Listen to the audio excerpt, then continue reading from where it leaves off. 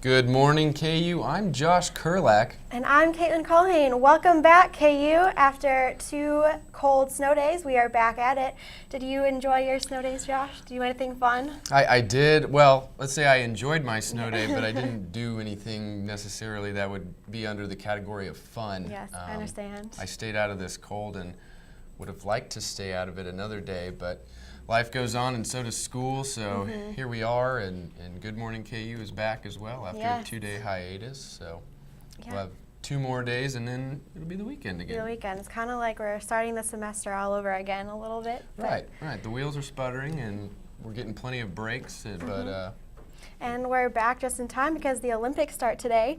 So I know they started earlier this morning. They had some prelim snowboarding competitions, and it was interesting without Shaun White. The men's team didn't qualify automatically for the finals this morning.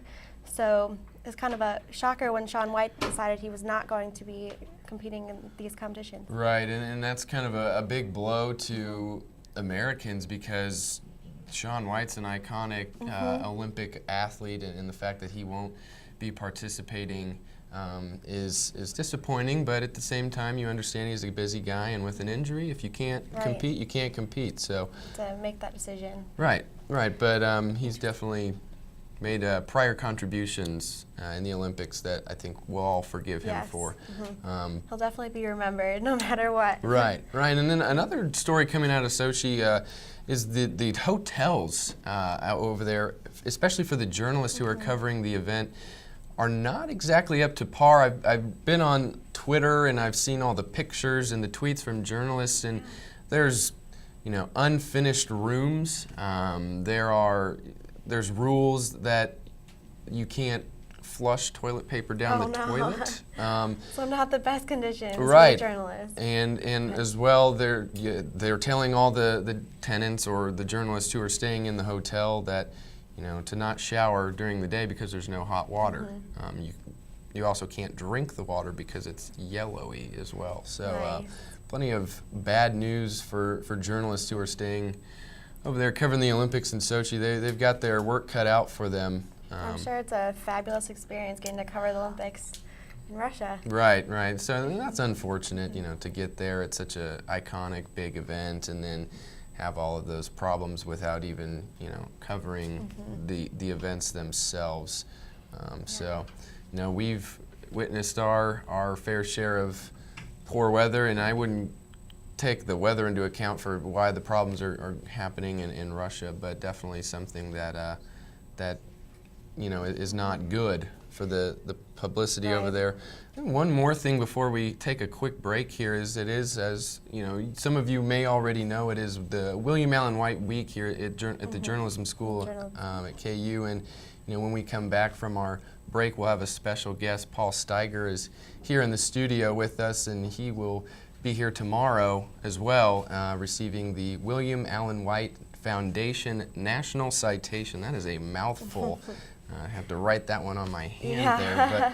But so he will be here in Alderson Auditorium at the Union tomorrow at 10:30, giving his acceptance address as well. But so we're going to take a quick break, and when we come back, we'll have our special guest, Paul Steiger.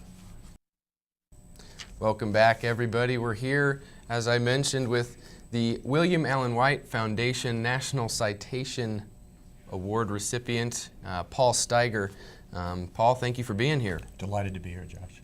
So, Paul, as we get started with this, here at the Journalism School at KU, and I think journalists all over the world who are still in college like to know when they meet a professional how that professional got started in their journalism career. So, I think the first question that I want to know is, how did you get to where you are now? Wow. First of all, it was much easier when I did it in the 60s. It was an expanding economy, much easier to get a job. I think the interview consisted of holding up a mirror, and if I could fog it, I got the job. But I wanted to, I had grown up in the Northeast, and I wanted to move to San Francisco, and what could I do? Well, I'd worked on the college paper. So I'd heard that the Wall Street Journal Bureau in San Francisco had a job or two. I sent them a letter. They said, send some clips. I fogged the mirror, and if I could get myself to San Francisco, I had a job. And so I set off driving in a little red Volkswagen. And it was my first and only before now visit to Lawrence. I hit a thunderstorm. It was so bad that I had to pull off the road.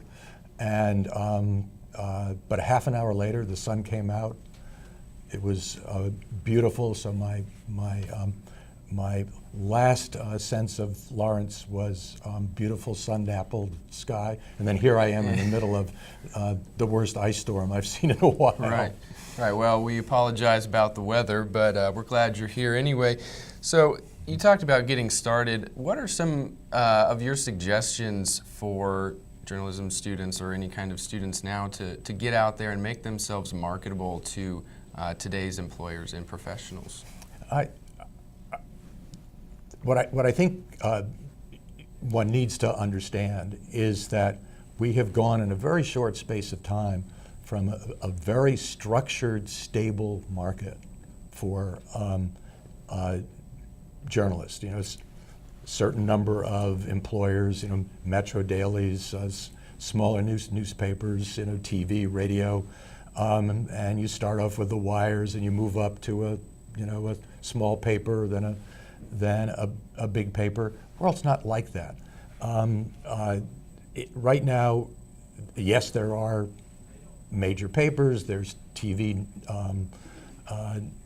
news divisions and so on, but there are new websites all the time, starting up and failing, and starting up again. And so what one needs to do, I think, is to pay attention to what's happening, because there may be something that didn't exist a year or two ago that's now a wonderful opportunity. I'll give you an example. BuzzFeed, which is relatively new, and got its start doing weird cat videos and that sort of thing, but has progressively gotten more and more substance to it, and they're now putting together a team of 6 investigative reporters. They didn't exist before. So it's very important to pay attention to what's going on. And the other thing I would say is internships.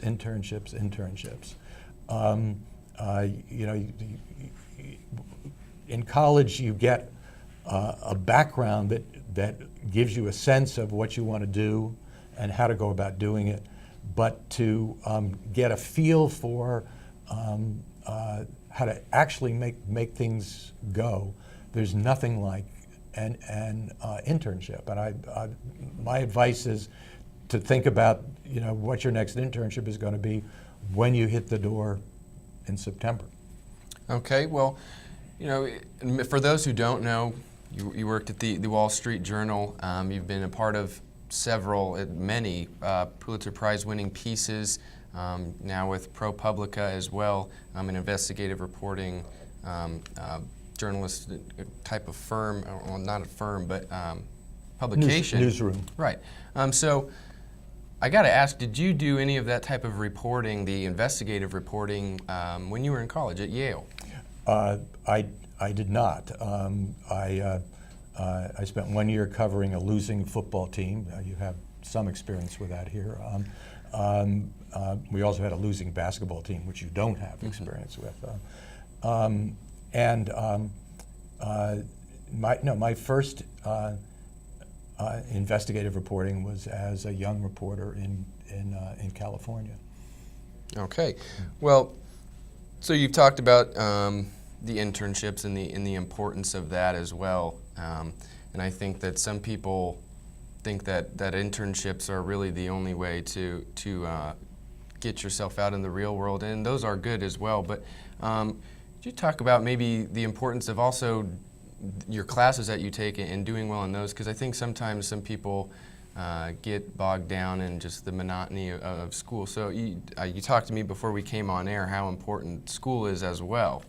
Well, I mean, one thing I would tell you is that when I've been recruiting young people, one of the things I look for is science classes, because it's really rare to find a young journalist who can deal with confidence with science subjects, and they become so much more important. I mean, you know how important energy and the environment, healthcare, all kinds of topics where a science background can be tremendously helpful. You know, is it absolutely necessary? No, but I look for that.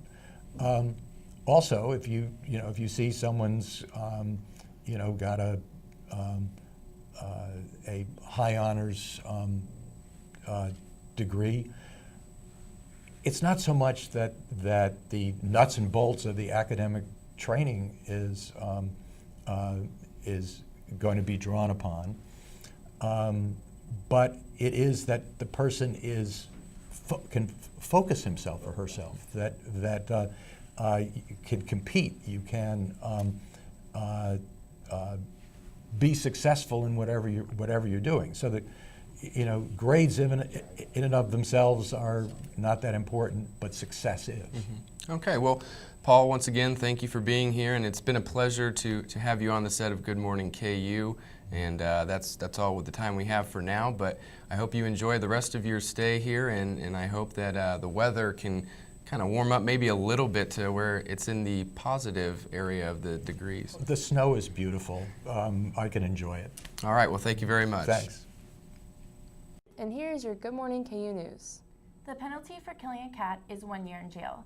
Reno County District Court Judge Joseph McGarville sentenced 25-year-old Bradley Ellis to the maximum sentence after Ellis pleaded no contest to misdemeanor cruelty. Ellis killed a cat by throwing it against the wall. The Winter Olympics kick off in Sochi, Russia tomorrow. Preliminary snowboarding events took place earlier today, and without Shaun White, the U.S. men's team were unable to qualify for the finals. They will have another shot in the semifinals on Saturday to qualify for the finals on Saturday night. However, 2 women snowboarders, Jamie Anderson and Carly Shore, qualified to move on to the final. The opening ceremony is scheduled to air tomorrow at 10 a.m. Russian Deputy Prime Minister Dmitry Kozak addressed concerns of a terrorist attack during the Sochi Winter Olympics at a news conference today. He assures that Sochi is as safe as any other city in the world and suggests that the intense media talk of terrorism has been blown out of proportion. He promised a ring of steel around the Olympic area, which includes 40,000 security forces to help protect against any attack. The Los Angeles skyline is getting a facelift with the addition of a 73-story building. The work will begin this month on the new skyscraper with an attempt to set a Guinness World Record for the largest continuous concrete pour ever. When finished, the building will become the tallest in the western United States and reshape the Los Angeles skyline. In Pennsylvania and surrounding states, hundreds of thousands of homes and businesses are still in the dark and cold today after an ice storm knocked out electricity to more than 1 million people. According to the Associated Press, utility crews are working to restore power. The American Red Cross opened 3 shelters in southern Pennsylvania and are ready to open more. In sports, the KU men's basketball team is back to its winning ways. The Jayhawks defeated Baylor 69-52 on Tuesday in Waco. KU is now 17-5 on the season.